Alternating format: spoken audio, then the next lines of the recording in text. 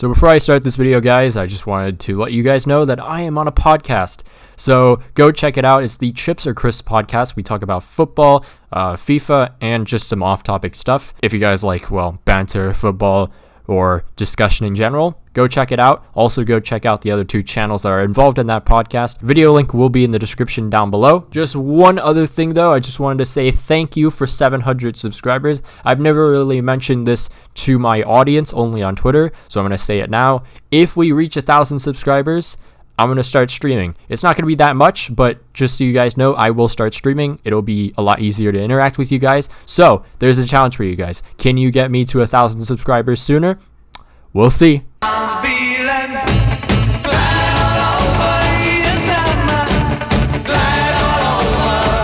Last season on the Crystal Palace career mode, we made signings. Those signings turned out to be essential to our success, and as a result, we are now in the Champions League. Okay, Maxwell, you know what to do. Wilker Fariñas. With 20 clean sheets last season, you gotta be impressed by this prime shot stopper. Fariñas continues to grow, and that's going to be essential being our guardian against those in the Champions League. The question is, how much will he improve this season? Foyth, Anholt, Kunde, and Yedlin. Faki for short. Anholt and Yedlin are both considered to be replaced within this season or next. Anholt has less shelf life just because he's slower. Juan Foyth took over from defending legend himself, Mamadou Sakho. It's hard to fill in the shoes of a legend, but Foyth has done it brilliantly. What's he got for season 3 though? Jus Kunde. Get the hell out of my face. This man is so good. I was not expecting the improvement I saw from Kunde last season. Solid tackling, strength that could match up to that Russian dude who slaps people for a living, physicality that would make Diego Costa look soft. Season 3 is the year that Jules gets that worldwide recognition. I'm sure of it.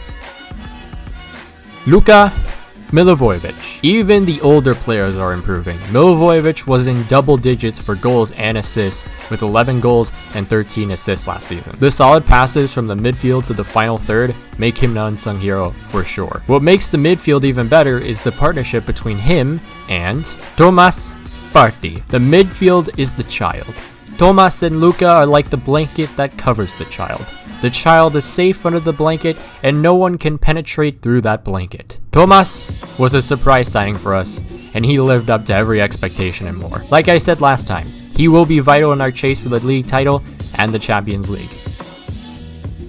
Brahim Diaz. I won't lie, he wasn't that great the first half of the season, but through perseverance and grit, he was determined to bounce back. He would improve late on into the season and actually score the goal that would eventually grant us Champions League football. It's going to be interesting how he does this season for sure. Wilfried Zaha. Just like season 1, Wilfried was a beast. Season 2 saw him scoring 1 more goal and assisting 4 less than in season 1, which makes sense with the new presence of the chef. Will his pace and precision dribbling continue to bump us up to the league title? Only time will tell. Riccardo Orsolini. Chef Orsolini cooked up assist after assist immediately after moving to SELHURST from Bologna. 13 assists, but keep in mind, he arrived after the first 4 matches. There's this one hole at my local mini golf course that requires you to thread the needle. Riccardo would find a way to squeeze a damn football between that hole. How? Don't question it. He's the goddamn chef. Jordan Ayew. Who in their right goddamn mind was expecting the same player in season 1 to score 23 goals in the Premier League the following season? I get it, he scored 23. He was the top scorer for our club. Not only that, but he led the league in assists. But I genuinely think we needed an upgrade. Ayew will stay as a backup though for sure. Transfers. We sold Alexander Sørloth to Hanover for 21.6 million. We sold Cheku Kuyate for 5.5 million. Let's try this again. Go away! Finally. Oh, and here's Manchester City trying to buy all our players. Don't worry. They'll never even sniff our... Hey! Shoe.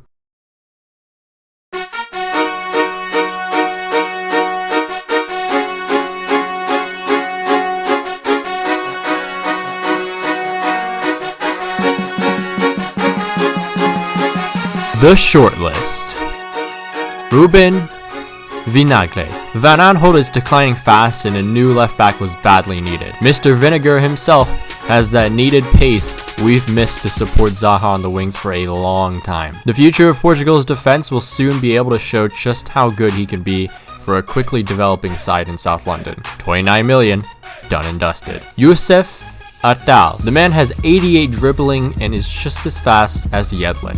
Need I say more? By making this move, I believe we can really elevate the already dynamic backfield Palace have. It's going to be exciting to see what Youssef can do. 36.5 million. Nice. Get it? Because it's Nice, but I said Iñaki Williams. Spain's absolute finest is now at SELHURST. Iñaki is someone I've never been able to use in career mode, and I believe now is the right time. Exquisite finishing just through the simple grace of his right foot. He probably listens to lo-fi hip-hop radio, beats to relax and study to, because he's so calm on the ball. The final third just got even more dangerous for opposing defenders. 46.5 million. You just love to see it, don't you? Well, men, welcome to SELHURST.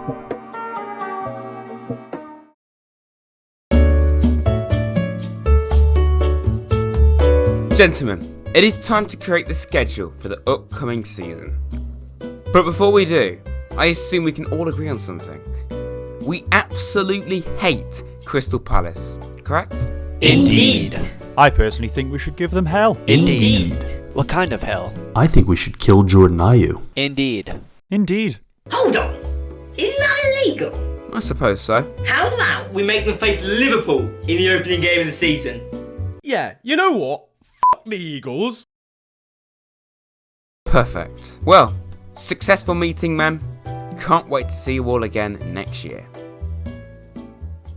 Are you f***ing serious? So, we face Liverpool. Now this is the debut of our new third kits, which I'm very excited for. So maybe we can start off the season with a nice little result.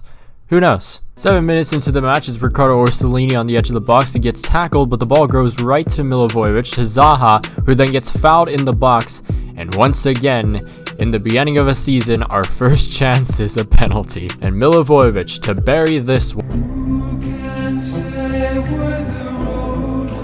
39 minutes played, it's a chance for Liverpool here. Keita to Roberto Firmino to Salah. Salah dribbles, takes the shot. It's a pretty simple save by Fariñez. But the highlight isn't done there just yet. Fariñez now looking for a defender. He rolls it to Juan Foyth, who then passes it to Yedlin. And Yedlin has a lot of room to run, maybe even pass it. He tries to pass it to Brahim. It doesn't get there, but Partey rebounds, passes it to Brahim. Brahim all by himself. He has the chance to score, takes the shot, and it's a good save by Alisson. 47 minutes played, it's Brahim on the ball. He passes it to our new signing, Iñaki Williams, who then passes it in for Brahim, and it's a good save once again by Alisson. It seemingly felt like our half this time around in the second half because it was just all Crystal Palace. Brahim all by himself. All by himself is also Chef Orsolini, and Chef Orsolini makes it 1-0 and our first goal of Season 3. Boys, could this be the year we win the league? Who knows? And now for the second consecutive challenge, Manchester United. 2 minutes into the match, a chance for Palace already. It's Iñaki Williams, through ball to Brahim. Brahim leaving Shaw for dead. And now Brahim has all the room in the world, decides to take it himself. And mwah, absolutely beautiful. What an exquisite curler we just saw go into the back of the net. And it's 1-0 to Palace, just like that. 22 minutes played, it's Iñaki Williams to Brahim. And it seems like Brahim is definitely breaking out here. And he wins us a penalty. So hopefully Milivojevic can redeem himself this time. So Milivojevic to bury this one, and he does. It's 2-0 to Crystal Palace, and it is a perfect start for us against Manchester United. Now 41 minutes played, it's Milivojevic. He passes it to Orsolini. Orsolini runs into the box. He cuts inside, finds Milivojevic, and Milivojevic bangs in another one, and it's 3-0 before halftime. 77 minutes played, way later into the match, just to put a dagger in an already match that had a dagger in it. It's a ball to Brahim once again, and Brahim could score his second, and he does. It's 4-0 to Crystal Palace against Manchester United. We went on penalties against Stoke in the Cup. Now, Elton John. But did you know that not only is the soul of Elton John actually Watford FC. And not only is Troy Deeney controlled by Elton John. Yeah, I ran out of ideas. 7 minutes played, Watford give away the ball very easily to Zaha. Now it's to Milivojevic, through ball to Iñaki Williams, and Iñaki Williams finally finds his first goal of his Crystal Palace career. 29 minutes played, a counter-attack led by Riccardo Orsolini, an over-the-top through ball to Iñaki Williams. The chef is in business, he is delivering, and Iñaki Williams is finishing. It's 2-0 to Crystal Palace. Now 72 minutes played, it's Iñaki Williams to Vinagre, another new signing of ours, through ball to Williams, and it's 3-0, a hat-trick for Iñaki Williams, his first hat-trick, and it's only been 4 matches. The future is so bright. And finally, once again, to put another dagger in this match, it's Zaha turning his defender and into the back of the net. He gets a little lucky, but hey, 4-0, Southampton. Well, 7 minutes into the match, Southampton with the first chance here. It's Armstrong. He passes it to Shea Adams, who crosses it in for an open Calvert-Lewin, and it's 1-0 to Southampton. 11 minutes played, it's Vinagre to Milivojevic, who takes the shot.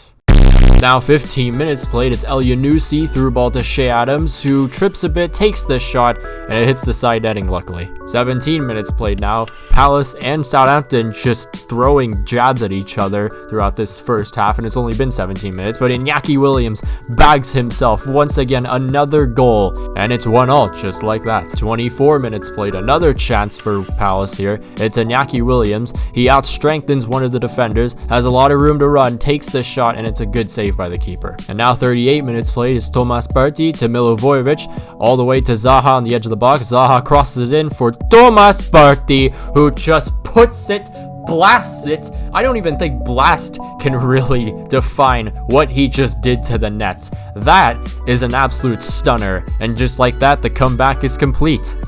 Next match. Okay, so I lied. We're looking at the table first. But look, we're first. I mean, 12 points, we're tied with Manchester City, but our goal differential is much better than Manchester City, which is something you don't hear every day. Followed by them, though, is Chelsea with 10 points, then Spurs with 9, also Liverpool with 9, and Manchester United also with 9. Time to look at our academy. Not much has changed. Lewis Turner is still the same. Ricardo Rinaldi is also still the same, but he will be promoted to the first team very, very soon. Federico Moretti, I mean, you had potential, and it's saddening to see this, but you know what time it is. Stefano Russo, 66 rated, potential is 73 to 85, looking pretty solid. Could he be a backup behind Vinagre, or even better?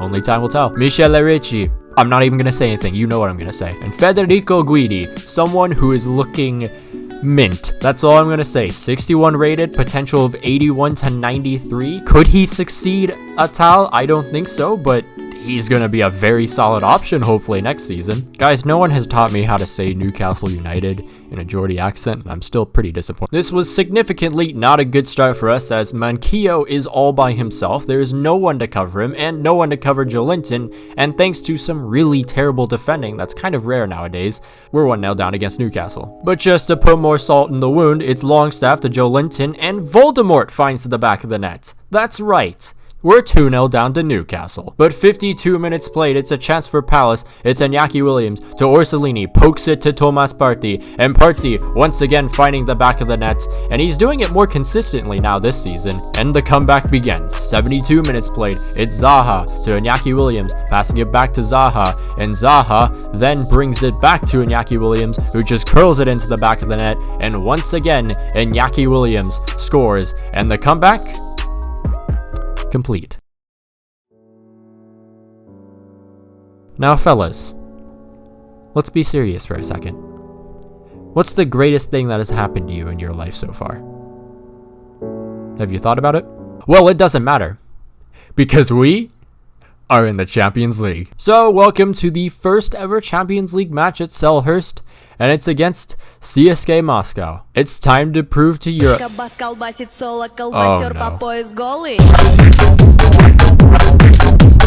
no. 42 minutes played into later in the first half. It's Orsolini on the ball. He brings it to Ayew, who turns his defender, brings it back to Orsolini, takes the shot, it's saved, and puts it into the back of the net. We're back in this one, boys. Not again.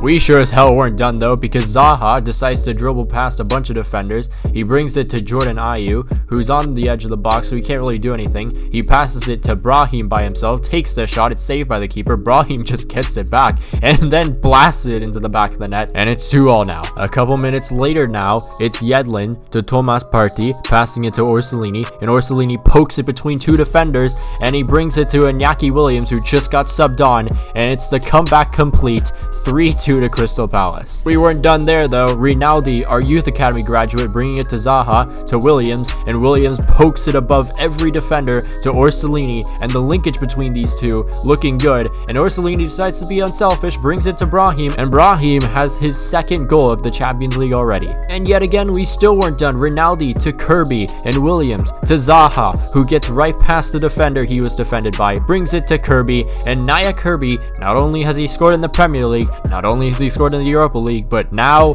he is a Champions League scorer. I'm so proud. Oh, but you thought our schedule was going to get any better?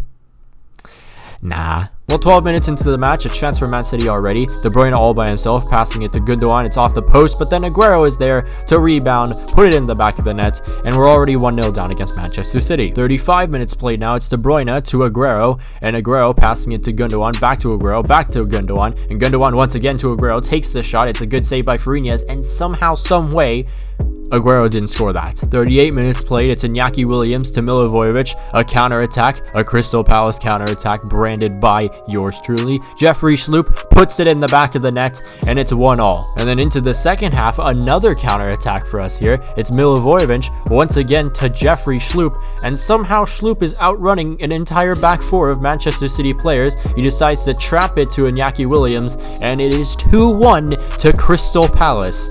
Like I said before, the future is looking bright, but is it this bright? A couple minutes later, another chance for Palace. It's Orsolini to Zaha, and Zaha has a ton of room. He decides to bring it back to Iñaki Williams, who takes the shot, and it's a vital save by Ederson. Manchester City with another chance. It's Aguero on the edge of the box. He flicks it up, takes the shot. Oh, another chance for Manchester City off the corner. It's Sané who puts it in the back of the net. There's absolutely no hope in life. 3-0 loss against Chelsea in the Cup. Everton. 22 minutes into the match, a chance for Palace already. It's Atal. Atal brings it to Brahim, and Brahim with a nice little through ball to Milivojevic, who buries it into the back of the net, and it's 1-0 to Palace just like that. 31 minutes played, another chance for Palace. It's Thomas Partey to Iñaki Williams, who gets fouled in the box. And I swear, man, Mason Holgate just wants to play for our club, because he just loves giving us penalties. And Milivojevic to bury this one, he does beautifully, and it's 2-0 to Crystal Palace. Later into the match, just to put an end to this one, it's Thomas Partey to Jordan Ayew. Thomas Partey once again takes the shot, and it's 3-0 into that bottom left corner, and another 3 points for Crystal Palace. The Santiago Bernabeu. Did you ever imagine Palace at the stadium ever? It's incredible. It's breathtaking. Just how far I'm going to kill myself.